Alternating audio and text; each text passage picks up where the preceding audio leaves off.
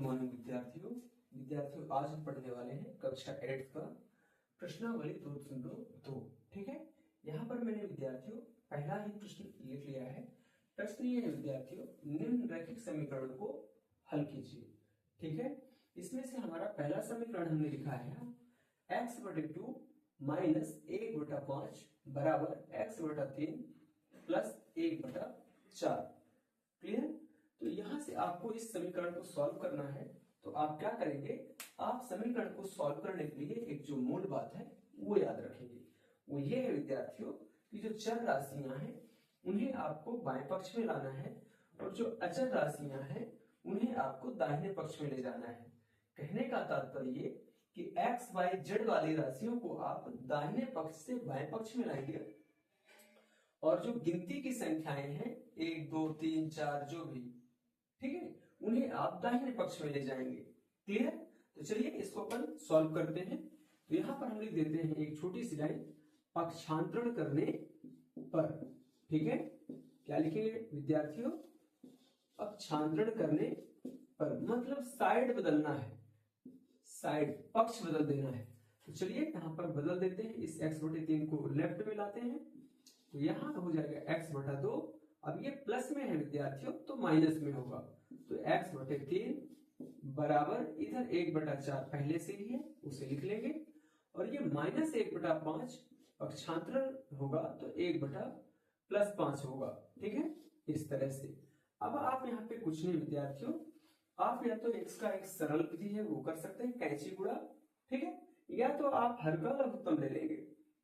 मैं तो कहता हूं विद्यार्थियों कि आप हर का एलसीएम ही ले लें। ठीक है ना? तो यहाँ 2 और 3 का एलसीएम कितना आएगा विद्यार्थियों? उसे 1/चिन्ह के नीचे लिख लेंगे, 6 आएगा। तो 3 2 का लघुत्तम आया 6, 2 का भाग देंगे तो 3 बार जाएगा भाग, तो 3 आया, 3 का x से गुणा कर लेंगे तो 3x हो जाएगा। फिर ये माइनस चिन्ह तो माइनस, 3 का 6 में पहाड़ा पढ़े तो 3 दूनी 6, मतलब 2 बार जाएगा, 3 2 जा 6, तो 2 टाइम गया। तो ये 2 का x में मल्टीप्लाई करें तो यहाँ हो जाएगा कितना? 2x बराबर इधर भी 4 5 का एलसीएम लेंगे विद्यार्थियों तो कितना आ जाएगा? 20। ओके, 4 पंचे 20 तो 5 आया, 5 का 1 से गुणा कर ले तो 5 एकम 5, ये प्लस चिन्ह लगाएं। फिर 5 चौको 20, 5 4 जा 20 आएगा, 4 टाइम जाएगा तो 4 का 1 से गुणा करें तो 4 एकम 4। इस तरह से आगे बढ़े तो यहाँ पे आप देखें प्लस माइनस माइनस, 3x का चिन्ह प्लस है, 2x का चिन्ह माइनस है, तो क्या हो जाएगा? घट जाएगा। 3x में 2x घटेगा विद्यार्थियों तो 1x आएगा, बड़ी संख्या का चिन्ह प्लस है तो प्लस x आएगा, बटे में आएगा 6। बराबर करें यहाँ तो 5 और 4 जुड़ेगा तो ये 9 और बटे में कितना विद्यार्थियों? 20। क्लियर? चलिए आगे क्या करेंगे, आप इस 6 का आप पक्षांतरण कर देंगे। क्या करेंगे? पक्षांतर। तो आप देख रहे हैं बटे चिन्ह के नीचे है, मतलब भाग में है। जब कोई राशि भाग में रहती है, पक्षांतरण करते हैं तो ये कहा जाती है विद्यार्थियों गुणा में जाएगी। ठीक है ना? तो यहां से आप x बराबर निकालेंगे तो ये 9/20 और ये 6 गुणा में चला जाएगा, मतलब ऊपर जाएगा कुछ इस प्रकार से अंश के साथ। ठीक है, अभी ये हर में था तो अंश में जाएगा। अब इसको सरल करें तो 2 तिहाई 6, 2 का भाग इस 6 में भी लगा दिया हमने और 2 का भाग 10 में भी लगाएंगे। ठीक है, तो 2 एकम 2, 2 शून्य 0। ओके, तो 10 टाइम जाएगा, कितने बार? 10 बार। अब आप देखें यहां तो क्या बचा है? 9 3 27 और ये 10। क्लियर?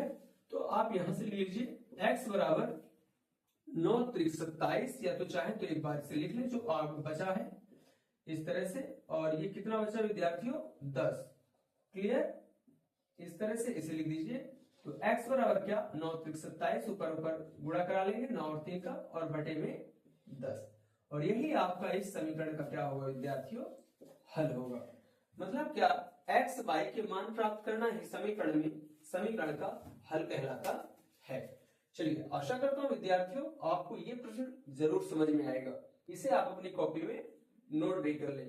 ओके, हमने दूसरा प्रश्न लिख लिया है। इसमें आपको क्या करना है?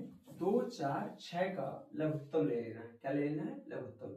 लघुत्तम ऐसी संख्या होती है विद्यार्थियों जिसमें दी गई संख्या का भाग पूरा पूरा चला जाता है। तो हमें एक ऐसी संख्या ले लेनी है जिसमें 2 का भी भाग चला जाए, 4 का भी भाग चला जाए और 6 का भी भाग चला जाए, ठीक है ना।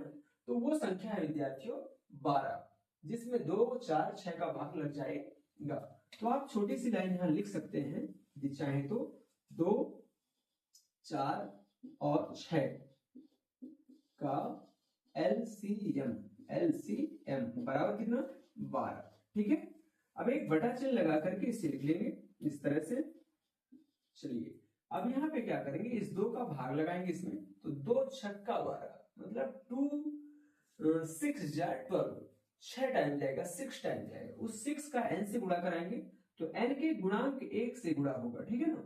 तो 6 एकम 6 और ये आ जाएगा n, फिर ये माइनस विद्यार्थियों, फिर ये 4 का 4 तिहाई 12, ठीक है, 3 आ गया, 3 का 3 से गुणा करेंगे तो 3 त्रिका 9 और ये n, क्लियर। फिर यहाँ पे प्लस है तो प्लस लिखेंगे, और 6 दूनी 12, 2 बार गया तो 2 का 5 से गुणा करेंगे, 2 पंचे 10 और ये आ जाएगा n, क्लियर। और बराबर का कितना विद्यार्थियों 21, इसे आप लिख लेंगे। आगे ध्यान दें तो ये प्लस 10n और ये प्लस 6n जुड़ जाएगा, तो 10 और 6 कितना हो जाएगा 16, 16 में आप 9 को हटा देंगे तो 7n आ जाएगा, लेकिन इसको एक बार पर लिख लेते हैं, ठीक है ना। तो कितना लिखेंगे यहाँ 16 है, जोड़ दिया हमने, और ये माइनस का 9n और बटे में कितना विद्यार्थियों 12, ओके, और इधर कितना है 21। चलिए आगे आप क्या करेंगे विद्यार्थियों, 16n में 9n को घटा देंगे तो कितना आ जाएगा यहाँ पे 7n, 7n बटे 12, इस तरह से इसे लिखेंगे, और बराबर का कितना है 21 है, तो ये 21 लिख देंगे, क्लियर। यहाँ तक की बातें समझ आ गई आप लोगों को। बिल्कुल आप जहां पर भी बैठे हैं विद्यार्थियों, वहां पर इसे कॉपी पेन लेकर के बैठे और समझते जाएं स्टेप बाय स्टेप, ओके। अब यहाँ पे आप ध्यान दें कि 7 जो है n का गुणांक है और ये 12 जो है वो बटे में है, तो अपन क्या करेंगे, बटे का मतलब भाग, तो जो बटे में है मतलब हर में है विद्यार्थियों, अंश में जाएगा पक्षांतरण के बाद, और जो अंश वाली संख्या है वो हर में आएगी जब हम पक्षांतरण करेंगे तब। तो यहाँ से हम 7 बटे 12 का पक्ष बदल दें तो n बराबर क्या हो जाएगा, ये इधर तो 21 पहले से ही है, 12 हर में है तो अंश में जाएगा गुणा चिन्ह के साथ, इस तरह से, और ये 7 है विद्यार्थियों वो अंश में है तो हर में आ जाएगा, ठीक है, इस तरह से। अब यहाँ पे देखें तो 7 एकम 7 और 7 त्रिक 21, 3 बार जाएगा, मतलब हमने 21 और 7 को क्या कर दिया, सिंप्लीफाई कर दिया, सरल कर दिया। तो 7 एकम 7 और 7 का ऊपर भी हमने पढ़ा कितने बार 3 बार, तो 7 त्रिक 21, तो 3 और 12 बच रहे हैं, उसे आप एक बार लिख लीजिएगा, 3 गुणे 12 और 1 बटे में है उसका भाग लग जाएगा तो वही संख्या आ जाएगी। तो n बराबर कितना 12 तिहाई 36। तो इस प्रकार से आपको n का मान प्राप्त हो गया और यही आपके समीकरण दूसरे का हल है, ओके। इसका जो हल है विद्यार्थियों वो n का मान कितना 36 है, वही इसका हल कहलाएगा। तो इस प्रकार से आप आंसर यहाँ पर लिख सकते हैं।